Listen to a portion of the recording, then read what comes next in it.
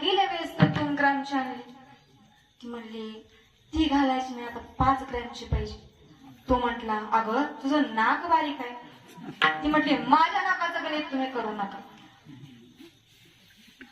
जेव्हा लग्न जमताना मी चांगली होते, आता माझं नाक छोट आहे का? तो म्हणला तसं नाही ग, तुझ्या नाकाला छोटी छान दिसते, एवढी 5 ग्रॅमची काय करायची?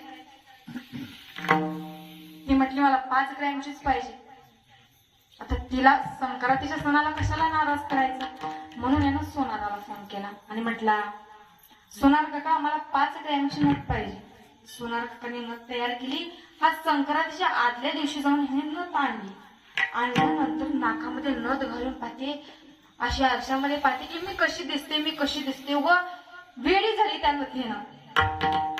पप्प्याच्या बापाला म्हणते का हो नथ कशी दिसते?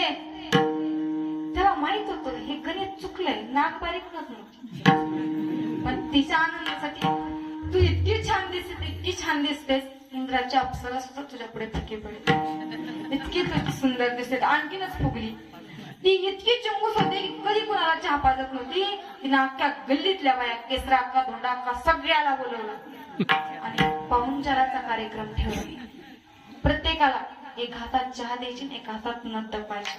अहो पप्प्याच्या बापानं संक्रांतीच्या सणासाठी आणले. कसे सगळ्या महिला म्हणल्या माझ्या अहो फार सुंदर आहे, तुम्ही जर नाकात जर घातली ना अगदी लक्ष्मीसारख्या दिसतात. आणखी फुगलेली. सगळ्याला चहा दिलं. चहा पाणी झाल्यानंतर सगळ्या महिला मंडळ बाहेर गेल्या. घराच्या बाहेर गेल्यानंतर म्हटलं काय बाई ती नथ तिच्या नाकात म्हणल्यावर म्हशीच्या नाकात येसन घातल्यावर फक्त चहा पेपर्यंत गोड, नंतर